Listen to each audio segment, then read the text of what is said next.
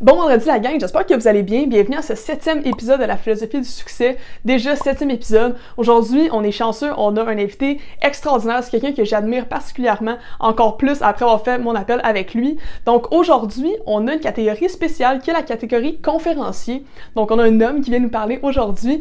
Et tout qu'un homme en fait, je vous le présente maintenant. C'est le fameux Mario Cyr qui vient nous parler aujourd'hui en tant que conférencier. Donc Mario fait des conférences, mais à la base, c'est un plongeur. Donc lui, il prend des photos en dessous de l'eau des animaux marins. Il a travaillé pour National Geographic, ce qui est quand même très connu. Il va tout vous raconter ça là, dans son introduction et tout ça.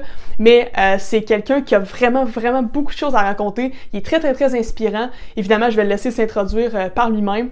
Mais je vous dis, allez voir ses médias. Il y a plusieurs belles photos aussi d'animaux marins. C'est vraiment super intéressant. Donc, sans plus tarder, je vais laisser Mario s'introduire et place à sa philosophie du succès, nous dire qu'est-ce que c'est le succès pour lui, comment il a réussi à arriver là. Honnêtement, c'est une histoire extraordinaire. J'ai vraiment aimé. J'ai beaucoup appris de ce monsieur-là. Je sais que je dis ça quasiment à chaque fois, mais c'est une de mes entrevues préférées.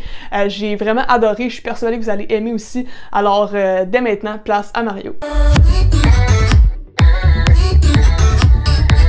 Fait que je commence ça tout de suite.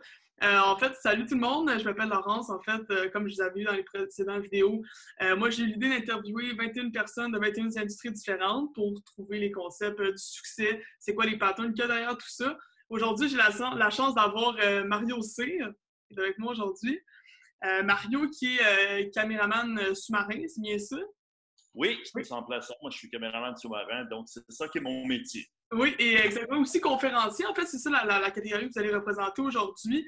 Moi, en fait, je vous ai connu parce que mon frère et mon père vous ont vu en conférence et vous ont trouvé super motivant, super intéressant. Et j'ai eu la chance, en fait, de pouvoir vous avoir avec moi aujourd'hui. Fait que, Mario, je vous laisse commencer un peu, juste nous décrire qu'est-ce que vous faites dans la vie, tout ça. C'est quoi votre parcours un peu, là, pour qu'on puisse se situer. Donc, moi, j'ai 60 ans, puis j'ai commencé à faire de la plongée sous-marine à l'âge de 16 ans. Donc, ça fait 44 ans que je fais de la plongée. Et au début, bien sûr, c'était pour faire de la plongée sportive. Et très tôt, donc, dès l'âge de 19 ans, j'ai tombé dans ce qu'on appelle la plongée commerciale, donc des travaux sous l'eau, construire des ponts, construire des quais. Et bien sûr, tout ça, quelques années par après, j'ai commencé à aller prendre des photos justement des structures. Et aussi, mais je travaillais comme guide pour des compagnies de tournage qui venaient. Mais c'était toujours, bien sûr, dans le but de la plongée commerciale comme telle. Okay. Et à un moment donné, à partir de 1984, donc à l'âge de 24 ans, j'ai commencé à faire des images, c'est-à-dire à faire de la vidéo. Vraiment tout à fait par hasard. Et donc, je dirais qu'à chaque année, j'en faisais un petit peu plus. Donc, j'ai commencé par un tournage par année, 2-3 tournages par année. Puis à partir de 1991, j'ai eu vraiment la grande chance de travailler pour National Geographic. Donc, c'est une boîte quand même prestigieuse. Et à partir de 91, c'est-à-dire que j'ai fait moins de plongée commerciale, puis j'ai fait plus de tournage.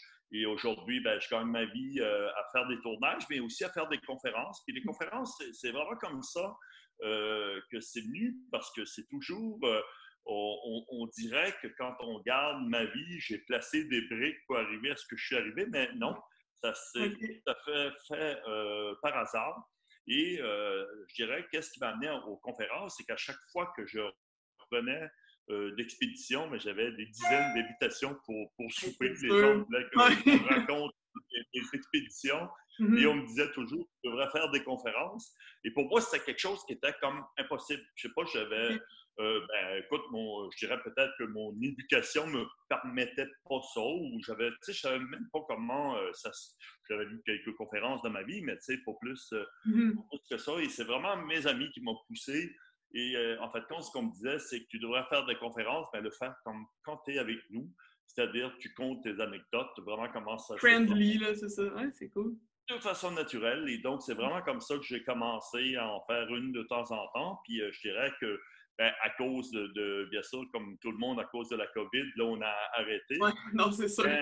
Si je prends l'année passée, j'ai fait au-delà de 150 conférences. Là. Hey, juste en un an? Oui, entre 160 et 175 conférences que j'ai fait. Ça, c'est au grand public. Moi, j'ai un bistrot aux îles de la Madeleine, donc l'été, on en fait 50. Il y a 50 conférences qui se font en juillet, à août, septembre. Et OK. dans les écoles, beaucoup primaires, secondaires, cégep, université. Et aussi, ben, je suis allé en Chine en faire, donc je suis allé en Europe. J'en fais aussi, je dirais, un petit peu, pas partout dans le monde, parce que la Mhm. grande majorité se fait quand même encore au Québec, au Canada, mais j'en fais quand même un petit peu aussi en Asie, puis du côté de l'Europe, là. Hey, c'est vraiment cool. Puis par curiosité, National Geographic, est-ce que c'est eux qui vous ont approché? Est-ce que vous avez déposé un CV? Je sais pas trop comment ça fonctionne. Non, pas du tout. C'est vraiment eux qui m'ont approché. OK. Ouais, ça, c'est cool, ça. Donc, ils voulaient, à l'époque, on est en 1991, il n'y avait aucune image qui existait pour OK. le morse sous l'eau. OK. Et National Géo, bon, était allé dans l'Arctique quelques années auparavant pour faire des images de surface. Ben, il aurait bien voulu avoir des images sous l'eau. Et j'avais eu la chance de travailler avec un réalisateur qui ne travaillait pas pour National Geographic, mais qui travaillait pour Discovery Channel, donc un nom quand même prestigieuse compagnie. Et quand National Geo a commencé à chercher un caméraman qui serait capable d'aller faire des images de morphes dans l'eau, ben, mon nom a sorti OK. par ce réalisateur-là, parce que personne ne l'avait fait auparavant, mais on cherchait quelqu'un qui était capable de plonger dans l'eau froide pendant Ouais, c'est ça, je des pense que heures. vous êtes plongeur d'eau froide, c'est ça, hein? C'est-à-dire que je plonge partout dans le monde, je plonge en eau chaude aussi, ben, je suis reconnu, donc j'ai comme ce créneau, cette OK. spécialité-là qui est la plongée en eau froide. Et c'est vraiment comme ça en fait, compte qu'on m'a appelé parce qu'on avait besoin aussi de rester à faire du camping d'hiver pendant 2 mois dans Hey. l'Arctique à moins 35, moins 40 degrés.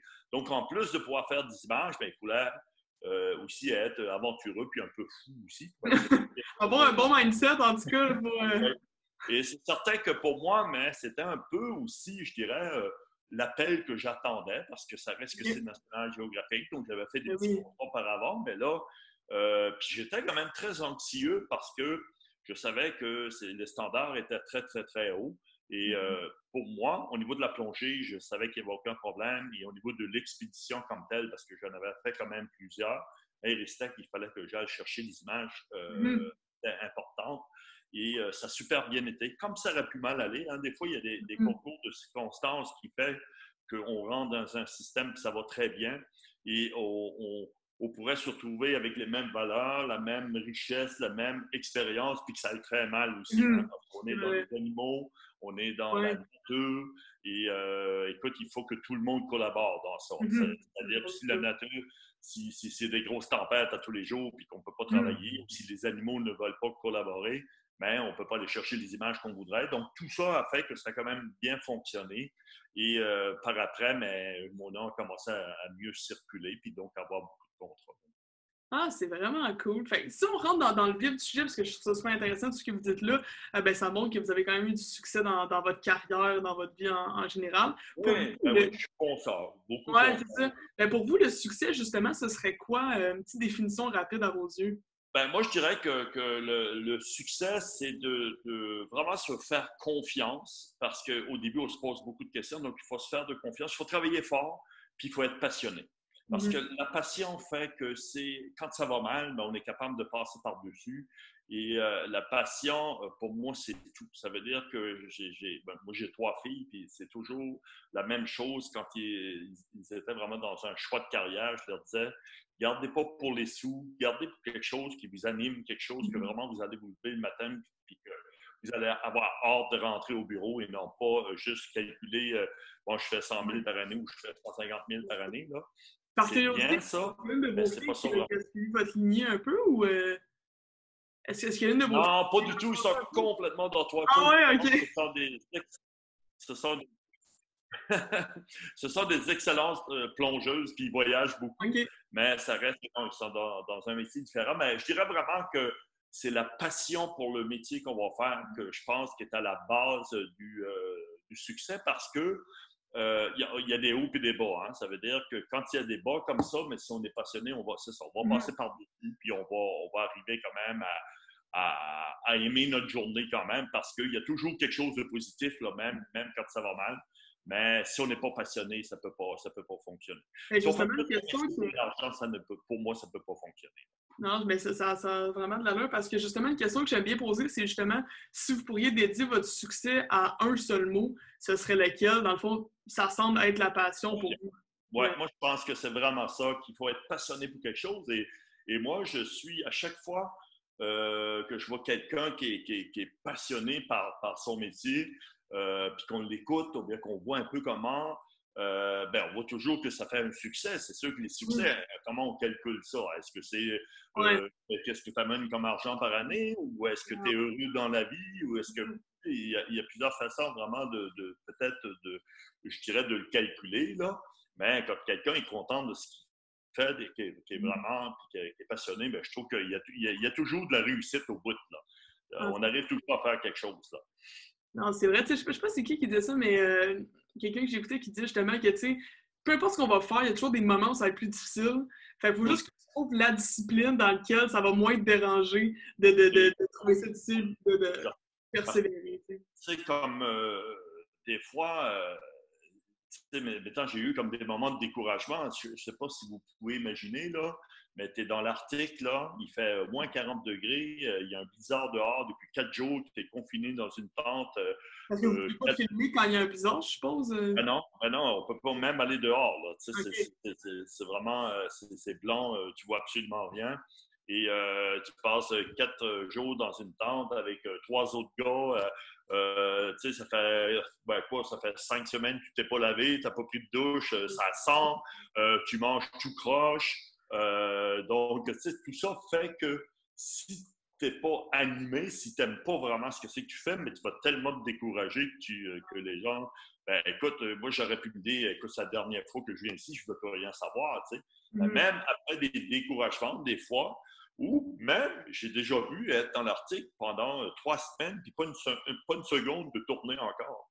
Parce que justement, les éléments n'étaient pas là, les animaux n'étaient pas là. Donc, tu sais, là, tu commences à te poser de sérieuses questions, mais Mhm. là, tu essaies de dire, mais écoute, ça va être meilleur demain, puis ça va être meilleur demain. Puis à un moment donné aussi, ben, là, tu vois, wow, là, la chance commence à tourner. Puis, Mhm. c'est ça de la persévérance. La persévérance, bien souvent, encore une fois, quand tu as de la passion pour pouvoir demeurer sur place et pouvoir y croire. Parce que si tu n'as Mhm. pas cette persévérance-là dans notre métier, mais c'est impossible parce que faut bien comprendre, tu sais, des fois, les gens pensent qu'on va chercher des images, on arrive à un endroit, on saute dans l'eau, on fait des images. C'est pas comme ça, là. Moi, je suis Ouais, c'est assis des fois, ça. assis sur le bord de la banquise pendant 3 jours complets à attendre que les animaux arrivent, là, Ben tu sais. oui. Fait que c'est ça, il faut être patient, et il faut avoir de la patience aussi. Mhm. Ouais, non, c'est sûr. Et justement, tu sais, est-ce qu'il y a un certain moment précis pour vous où est-ce que vous avez comme eu envie d'abandonner ou de lâcher, ou tu sais, que vous vous rappelez, que vous aimeriez partager? Je dirais que peut-être pas vraiment de lâcher le métier comme tel, OK. mais je suis allé 42 fois dans l'Arctique, hein. Si je mets tous mes voyages bout à bout, là, c'est plus de 2 ans. Ouais, c'est des 9 semaines, des 7 semaines. Et je dirais que peut-être aux alentours de la 25e fois, là, entre la 20e, 25e, 30e fois, à un moment donné, il y avait tellement, ça marchait tellement mal. En plus, l'équipe n'était pas terrible aussi, parce que moi, je me retrouve avec toutes sortes d'équipes dans le monde, puis des fois, ça va super bien, puis d'autres fois, ça va Mhm. moins bien. Ça c'est des atomes crochus, tu sais, on ne Mhm. peut pas décider d'avance comment. Aujourd'hui, j'ai ce loisir-là de refuser ou d'accepter, Ouais. là. Mais tant qu'à l'époque, je n'avais pas le choix. Si je voulais évoluer, avancer, donc j'acceptais à peu près tous les contrats qui m'étaient donnés. Et Mhm. je m'en souviens qu'une fois que je m'avais dit, ben, je pense que c'est la dernière fois que je viens. Et quand je suis arrivé à la maison, ben, au bout d'une semaine, 2 semaines, ben, là, je me suis dit, ah, ben, si le téléphone sonne encore, je vais y Ah, retourner parce ok, que c'est ouais. viscéral aussi, hein. Tu sais, Mhm. c'est comme quand tu es avec les animaux, de côtoyer des animaux. Premièrement, c'est une chance unique. C'est vraiment une très grande chance que j'ai. Et c'est un privilège, en fin de compte.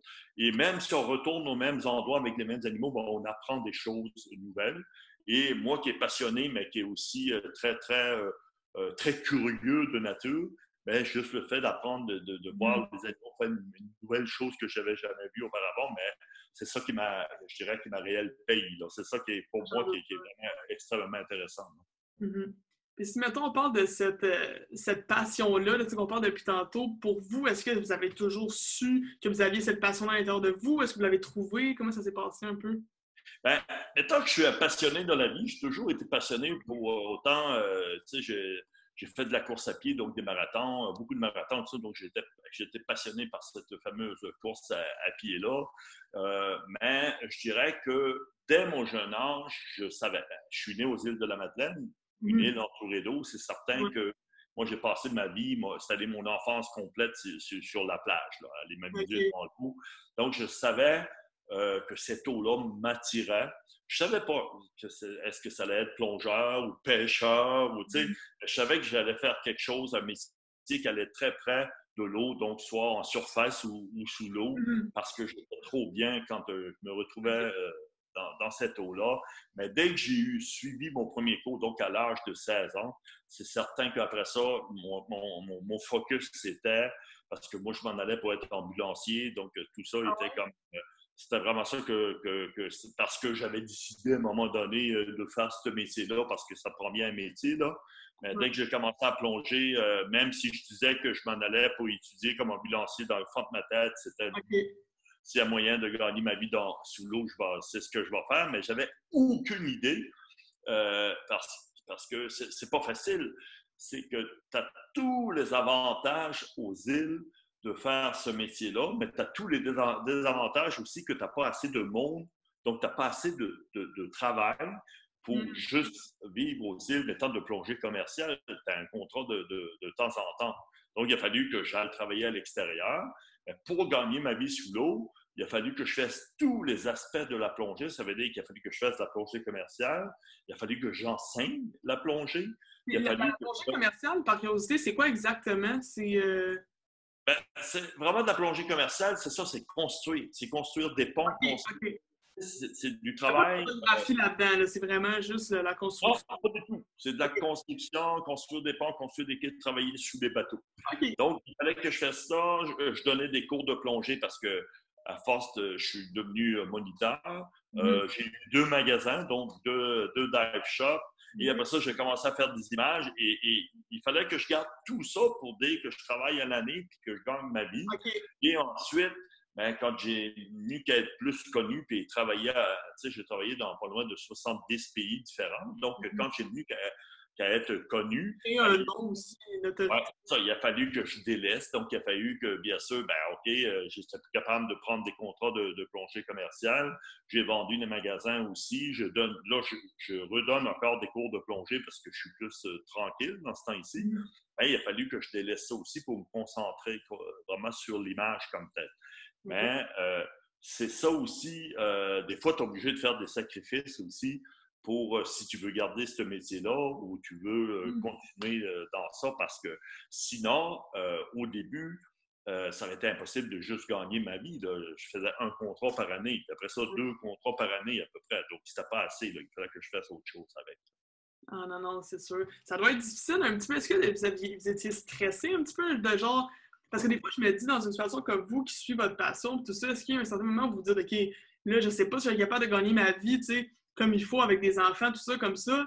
Est-ce que je Ouais. suis mieux de me prendre un job plus safe? Est-ce que, tu sais, on dirait, est-ce que cette idée-là vous a traversé l'esprit un jour ou. C'est-à-dire que il a fallu que je fasse d'autres métiers. Donc, je suis revenu même à la pêche au homard aussi. OK. Et j'ai même travaillé à, je dirais, une usine de transformation. Donc, j'étais ce qu'on appelle euh, je contrôlais ce que c'est que toutes les opérations externes, donc l'achat du homard, la vente du homard, tout OK. ça. Mais tout ça, j'étais obligé de le faire parce qu'il y avait moins de travail en plongée, Ouais. mais toujours dans l'idée qu'un jour, ben, probablement que ça va mener, puis que j'espérais en tout cas. Ben, justement, mes trois enfants, en plus, on les a eus très rapprochés, donc à un moment donné, on était vraiment dans la famille, puis il fallait rentrer des sous aussi. Donc, il a fallu faire maintenant d'autres métiers mais ça reste que la plongée était toujours omniprésente OK. et ça devenait aussi ma priorité. Ça veut dire que même si il fallait que je fasse un autre travail, mais j'avertissais, mettons, mes boss en leur disant, mais écoute, par contre, si je suis appelé pour aller faire à OK. travail à tel endroit, c'est sûr que je vais partir, là, parce que pour OK. moi, et je pense que c'est comme ça aussi qu'on y arrive, parce que si on ne met pas ça en priorité, si on ne met pas vraiment le travail qu'on va faire en priorité, puis qu'à chaque fois qu'on peut le faire, qu'on le fait sauter parce qu'on veut faire Mhm. autre chose à cause de l'argent ou autre, mais là, il n'y arrivera jamais parce que c'est Ouais. difficile de faire son nom dans un milieu comme ça si tu n'y mets pas toute la gomme, si tu n'y mets pas Tout tout. ton cœur, tous tes efforts. Parce que sinon, OK, même si j'ai un bon nom dans ce domaine-là, on reste qu'on est des numéros quand même. Là, Mhm. mais on peut On a être tout on peut être le numéro un, mais on est quand même un numéro. Et ouais. si tu n'acceptes pas, mais on te met en dessous de la pile parce que tu as un autre travail ou parce que tu vas travailler pour un autre. Puis Mhm. là, ben, à un moment donné, vu que tu es passable puis que tu es bon, ben, on va te remettre encore. On va faire ça 2 fois, 3 fois. Mais si on t'appelle 3 fois et que tu ne peux pas y aller, ben écoute, à un Ouais, moment donné, on t'oublie puis c'est ça. on va prendre une autre personne. Donc, faut quand même être, je dirais, assez intelligent dans ce monde-là pour essayer de comprendre que oui, même si ce contrat-là, c'est peut-être pas ça que je prendrais, puis c'est ben, pour garder mon nom, pour garder ma place, ben, tu sais, j'ai pas le choix de l'accepter comme tel. Donc, il faut faire des compromis aussi. Il faut Mhm. faire des compromis aussi, mais c'est la plus belle, c'est la plus grosse liberté au monde aussi. Parce que moi, je dis que j'ai jamais arrêté et j'arrête pas encore. Et c'est comme si je j'avais jamais travaillé de ma vie. Tu Ouais. sais, c'est comme parce que tu pars pendant 5 semaines, tu as quand même une pression, il faut que tu ramènes tes images, mais tu es sur un bateau, tu vois des choses extraordinaires, puis il y a des gens qui payent pour faire ça. Ouais. Moi, je Ouais. suis payé pour faire ce Ouais. travail-là. Donc, c'est sûr que c'est extraordinaire. C'est un privilège, comme je disais tantôt. Ben, il faut que, c'est ça, faut que tu y mettes de la passion puis beaucoup de travail. C'est sûr, j'en doute pas. Justement, vous disiez, tu sais, vous partiez longtemps, avec, mettons, 8, 9 semaines dans l'Arctique, tout ça. Votre famille, dans le fond, je suppose que vous aviez le soutien de votre famille dans tout ça, parce que c'est long quand même partir comme ça. Ouais, ça c'est primordial, c'est-à-dire que ma conjointe, ben, qui n'est plus ma conjointe aujourd'hui, on va être la mère de mes enfants, Mhm. si elle ne m'avait pas appuyé comme ça aurait Ouais. été impossible pour moi. Et ça a été une chance aussi unique. Mais en même temps, elle m'a connu comme ça. Ça veut dire que quand on a Ouais. commencé à sortir ensemble, Mhm. déjà je faisais ça. OK. Pas autant, mais je le faisais, puis elle savait que c'était ça que je voulais faire dans ma vie. Mhm. Puis mes 3 filles sont nées dans ce système-là. Ça veut dire qu'ils sont nés avec un père qui partait et qui Mhm. revenait tout le temps. Moi, je pense que c'est moins pire que si ton père a toujours, ta Ouais, mère ouais. a Mhm. toujours été là, puis qu'à un moment donné, whoop, là, il part. Mais moi, leur système puis aussi, on est aux îles, on est des familles tissées serrées. Mes parents habitaient à côté, ma soeur avec son chum. Donc, tu sais, tout ça que moi, quand je partais, bon, au moins, il y avait quelqu'un. Mhm. Tu sais, ma femme ne restait pas toute seule avec les enfants, donc il était capable de s'appuyer aussi sur le reste de la famille. Puis ça, c'est une chance unique aussi, là. Mhm. Ça, je les remercierai jamais Ouais. assez pour ça, parce que sinon, ça aurait été très, très, très, très difficile. Ou tu décides de ne pas avoir d'enfants ou des choses comme ça. Ben Ouais, moi, c'est ça. Ça aurait été une option pour vous ou non, moi, ça a toujours été clair que j'aurais des enfants un jour. Fait que c'est certain que, ben, premièrement, mes 3 filles, c'est ma plus grande richesse, là. Ça reste que Mhm. c'est ce qu'il y a de plus un plus beau, grand succès, ouais. ouais, de plus grand succès. Puis là, j'ai 2 petites filles aujourd'hui, puis je trouve ça OK. tellement extraordinaire d'avoir cette chance-là. Ouais. Donc, il y a un bout de chance dans ça aussi. Il y a de la chance aussi, mais il y Le a beaucoup. timing, peut-être un peu, ouais, de circonstances. Ouais, circonstances, timing, chance, ben, je dirais aussi beaucoup, beaucoup, beaucoup de faire confiance à la vie, ce que c'est que les gens aujourd'hui, je trouve, ne font pas assez. Mhm. Parce que, tu sais, parce que je parle du monde, où moi, je suis comme, je sais pas pourquoi, là, mais les gens viennent me voir pour toutes sortes de choses, me racontent plein d'histoires, là, même des gens que je connais même pas de fois. Je dirais que je suis une espèce d'éponge qui absorbe tout, là.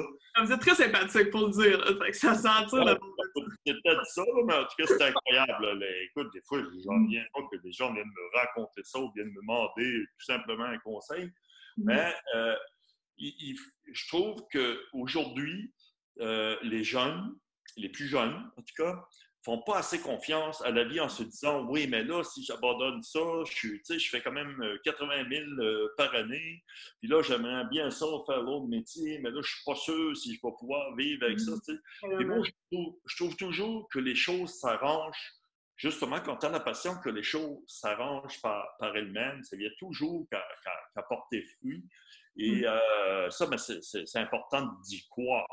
Parce Oui. que quand tu te retrouves au mois, je sais pas, mais on va se retrouver à la fin de l'année, puis tu gardes ton année qui s'en vient, tu n'as pas de contrat en janvier, tu n'en as pas en février, tu n'en as pas de mars, tu as 3 enfants qui vont à l'école, tu sais. C'est sûr que ça peut être anxieux, mais il faut justement faire confiance, puis il y a toujours des choses qui se sont placées en dernière minute, des contrats que j'ai remplacés ou qui est arrivé vraiment, je dirais, tout à fait par hasard, mais on dirait toujours que les choses se placent quand tu fais confiance à la vie aussi.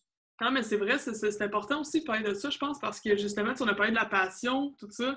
Puis je Ouais. pense que la foi a beaucoup un rapport là-dedans, tu sais, dans le fait de croire, tu sais, je vous imagine, mettons, en train de faire votre travail, puis de tu sais, espérer que, vous savoir en fait qu'il y a des contrats qui vont s'en venir. Vous savez pas comment, vous savez pas où, mais juste continuer jusqu'à temps, avoir la foi que ça va arriver un moment donné, tu sais. Ouais, ouais, c'est ça, tu sais, puis je suis pas, moi, je suis pas vraiment croyant à une religion comme telle, mais je suis croyant à la vie. Tu sais, je crois vraiment aux ondes, puis je dis toujours, puis je le dis souvent aux gens aussi, le positif attire le positif aussi. Là. Oui.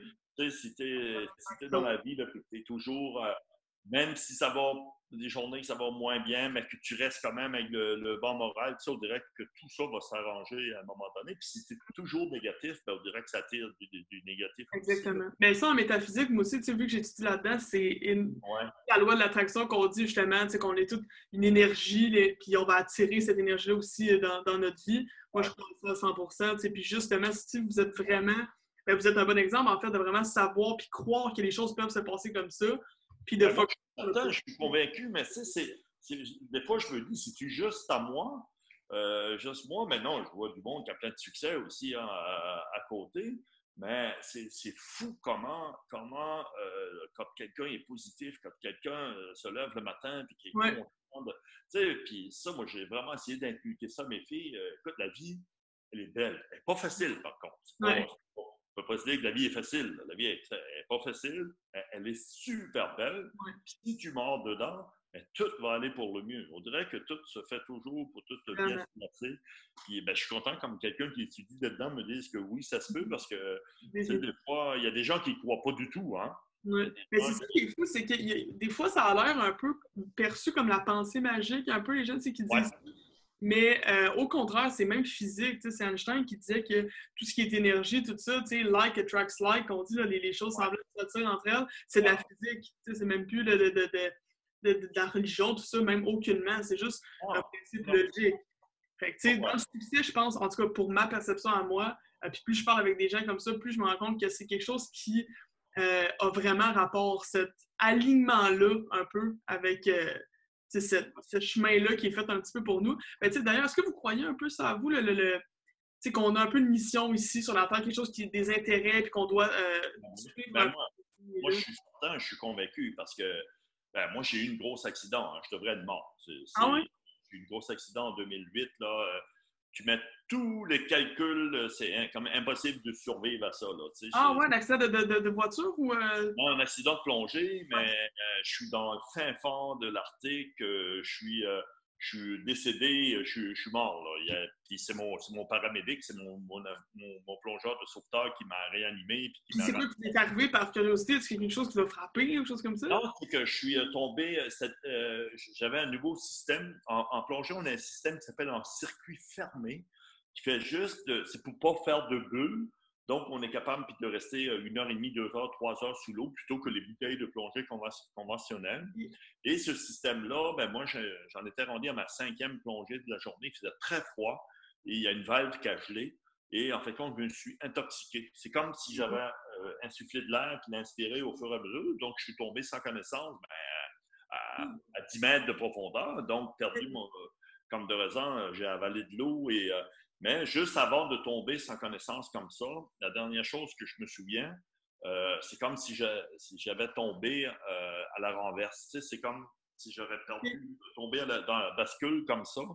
Et j'ai juste fait de mettre un peu d'air dans mon habit de plongée. Mais ça, je m'en souviens pas, mais c'est certain que j'en ai mis un peu. Et j'ai remonté, mais tranquillement. Si j'en avais trop mis, j'aurais monté trop vite, j'aurais fait une embolie. Si j'en avais pas mis assez, je me retrouvais à 1200 pieds de fond, puis personne ne m'aurait ramassé dehors. Il y avait un courant qui m'amenait sous la glace, mais je suis sorti juste à la lisière de la glace.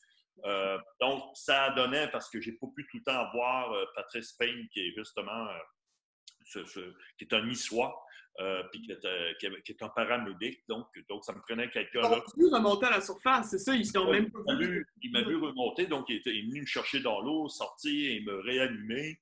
Et ça prenait de l'oxygène. Dès qu'on m'enlevait l'oxygène, donc je repartais à nouveau. Il y avait juste de l'oxygène au camp de l'avion à atterri. Là, eux, ils en avaient amené, donc j'en ai manqué juste comme l'avion arrivait. Je suis embarqué dans l'avion, ils m'ont transféré à Iqaluit. Quand on a atterri sur le tarmac, j'avais plus d'oxygène, donc les ambulanciers rentraient en toute vitesse. Tout était fait pour que je disparaisse, que je parle.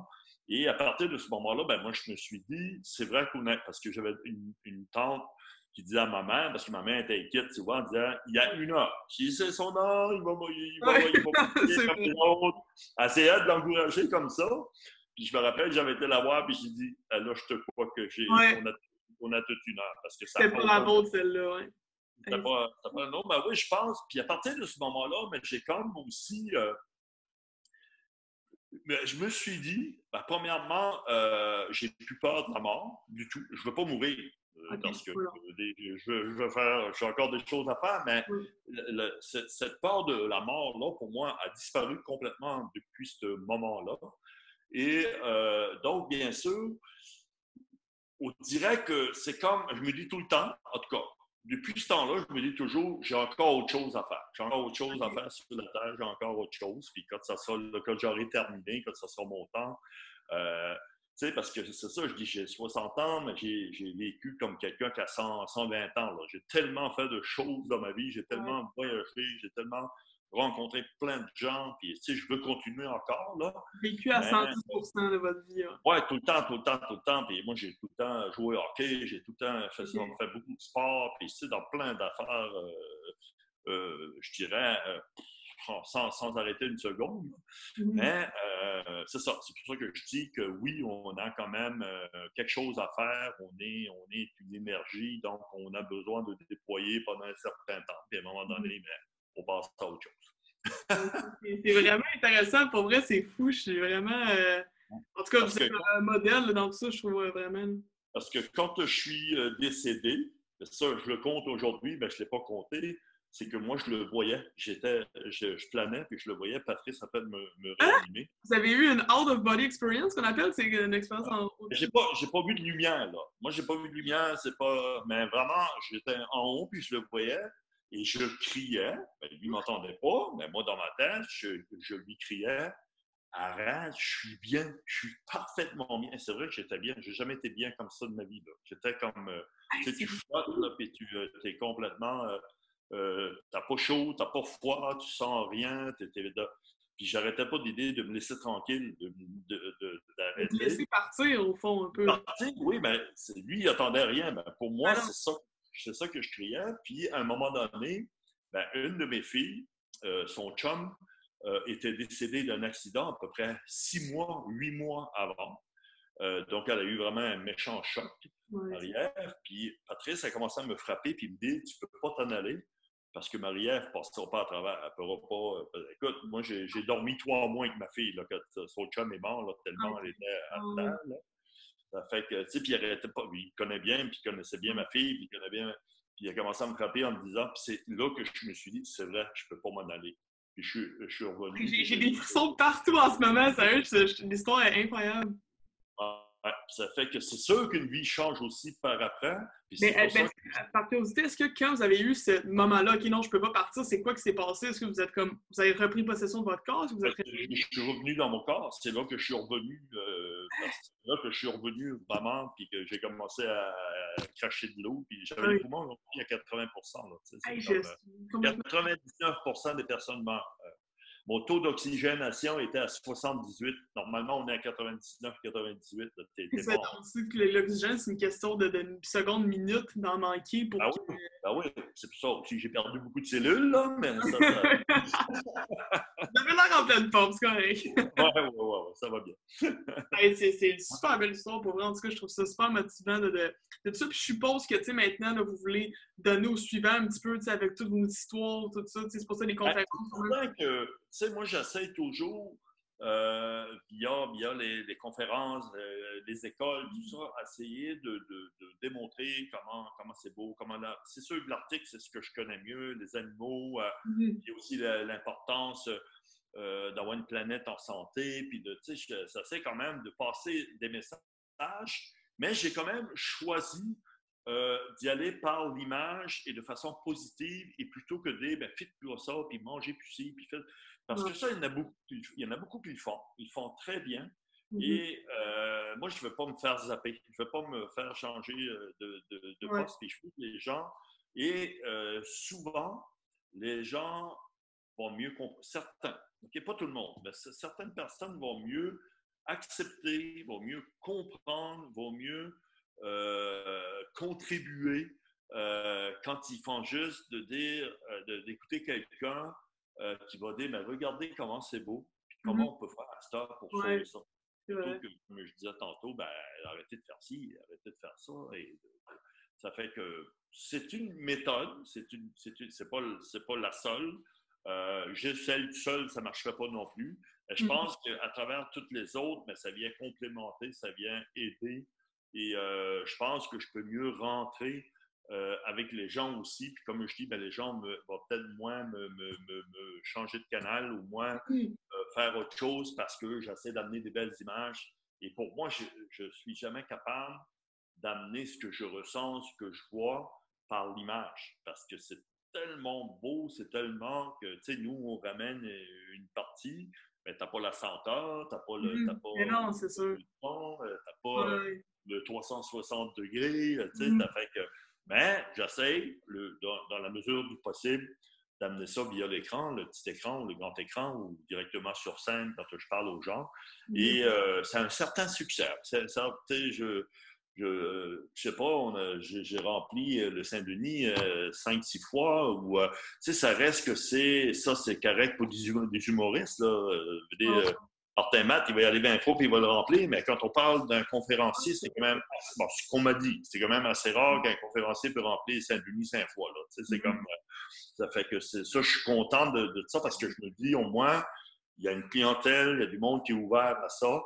Et j'essaie dans mes mots tout simplement. Puis il y a beaucoup de gens aussi, euh, pas vraiment des jeunes, peut-être un petit peu plus vieux, qui n'ont pas beaucoup d'éducation, des choses qui me disent, mais c'est la première fois qu'on comprend vraiment comment ça fonctionne, tu sais.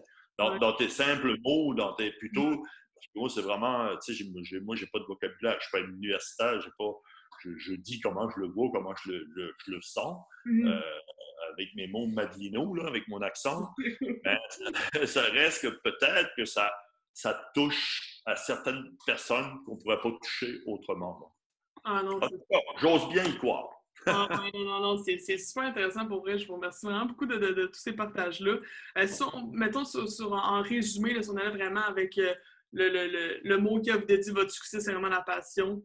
Oui, oui, moi, c'est vraiment ça. Oui, oui. Ouais, Moi, je pense que dans la vie, c'est ça qui est le plus important. Ça veut dire que quand tu arrives déjà à 12, 13, 14, tu veux danser, tu veux chanter, tu veux ouais, travailler tes mains, tes manuels, il faut déjà que tu... Puis le gros problème, des fois, c'est les parents. Hein?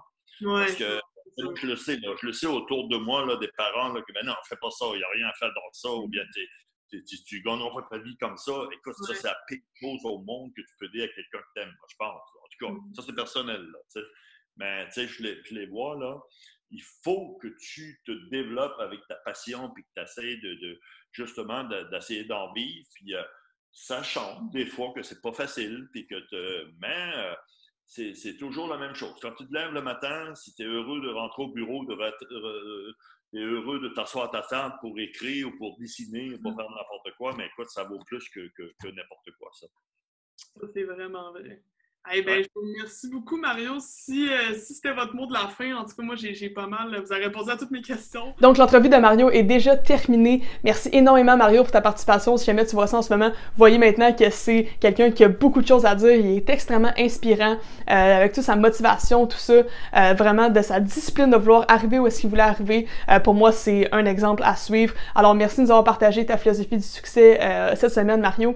Et pour nous, Philosophie du succès, on se retrouve la semaine prochaine avec une autre catégorie, une autre personne super inspirante qui va nous partager son opinion sur le succès. Alors, sur ce, n'hésitez jamais à me donner votre avis en commentaire des personnes que vous aimeriez que j'interviewe.